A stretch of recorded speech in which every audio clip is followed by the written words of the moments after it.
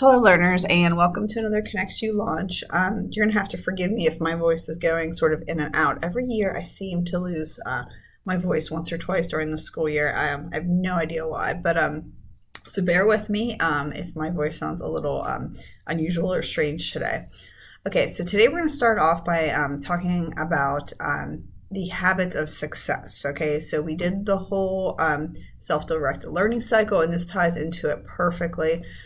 Because you would use your habits of success in conjunction with your self-directed learning cycle, which if you remember, with the self-directed learning cycle, we set a goal, we had a plan, we found a way to learn, then we showed what we learned, and then we reflected. Okay, so this is all going, working hand in hand. Okay, so let me make this a little bit larger here. Okay, so what are the habits of success? Okay, we're going to focus on this column today, the self-awareness and management. But they're non-cognitive skills. Habits of success are the skills that we exhibit every day to drive our individual success, self-management, and the ability to collaborate with others. So learning to moderate emotions and being equipped to make good decisions are just the beginning.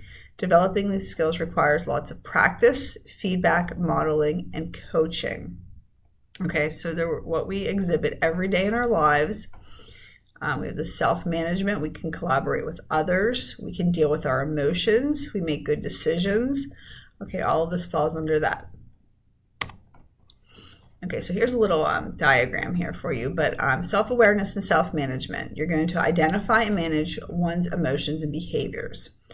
Okay, so you need to learn to deal with things. Okay, you need to be able to step back, think about the situation rationally. You need to recognize personal qualities and what external supports you have. And you need to demonstrate skills related to achieving personal and academic goals. So, what do you think? How do you feel? What should you do? Do you go this way? Do you go that way?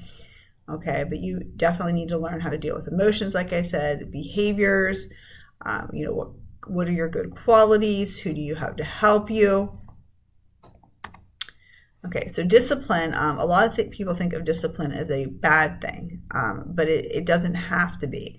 If you look on the very right there, it's the bridge between goals and accomplishment. So it comes from the Latin word disciplinary, which means to teach, instruct, or educate. People often confuse discipline with physical punishment, but they are really quite different. Discipline is about teaching. It's not necessarily to physically punish children in order to teach them what they need to know. The purpose of discipline is to guide children to choose what is right through teaching and learning rather than forcing. So my son's in second grade. I have another son in preschool. And like my son in preschool would be taught to line up, single file. They're still going through that, how to sit down, where to sit, hands to yourself. So they teach you through this. Now, obviously, if he doesn't pay attention, there could be consequences, but they're disciplining you through teaching, okay? So choosing what is right through teaching and learning rather than forcing. Children need to know, need to feel safe, secure, while learning to live in society. And the best discipline leads to children learning self-discipline.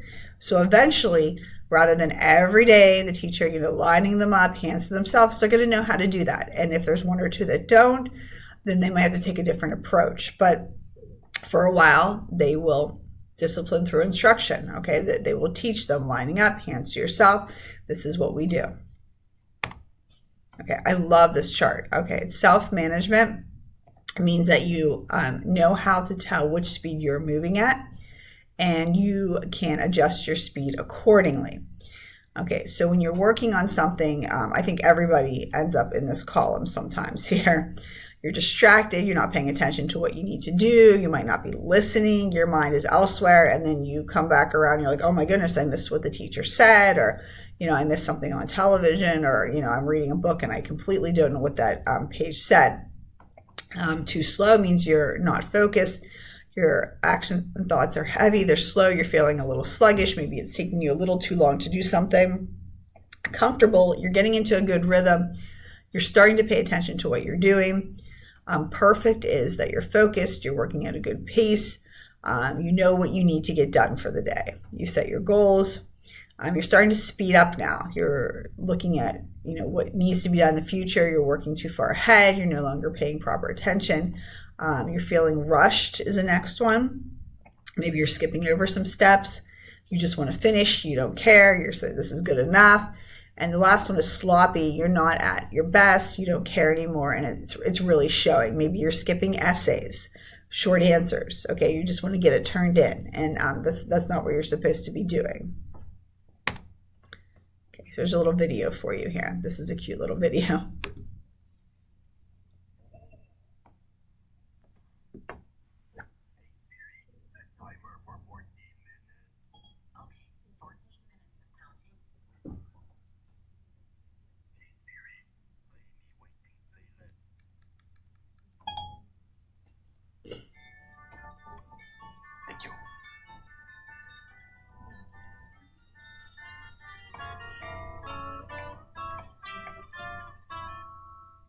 If I was a time in a bottle, the first thing that I'd like to do It's so hungry for cookie.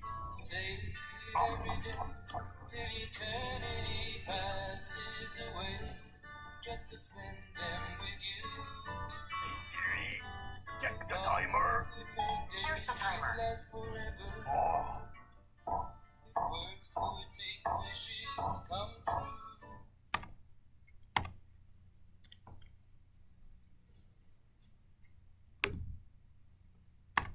Okay, so that was a cute little video. I thought 70 minutes had gone by and it was like a minute. So it's all about controlling yourself, having the self-discipline to get things through. I also thought in that video it was really cute that there were all these cookies in the background, but he really wanted those cookies, so he had to have the self-discipline to wait. But yeah, so you need to have control, making sure you're getting done what you need to do and setting the allotted amount of time and focusing. Okay, so let's sort of wrap this up here. So if you look at the little diagram here on the side, developing self-discipline. The first step of this process involves getting very clear about what it is you want to achieve. It can only exist if it is channeled through something specific, and that something specific in this instance is a desired outcome you have in mind that can come in the form of a goal, a habit, or a change of some sort. So ask yourself, what is it that I want to do, be, have, or achieve? What new habit would I like to develop? What behavior would I like to change? And what is the one thing that I want to focus on in this moment? So the reflection question is, how do self-awareness and self-management relate to the self-directed learning cycle? So how did everything we learned about today go with the self-directed learning cycle of setting a goal, planning, learning, showing, and reflecting? Okay, so how do they tie hand in hand? And I can see so many similarities. They blend perfectly together. Okay, so just tell me, how do they relate? So how do self-awareness and self-management relate to the self-directed learning cycle? And, think about that. And use the picture on the left to help you answer the reflection question if you need to. Go back and look at, the self-directed learning cycle if you need to tune into that again.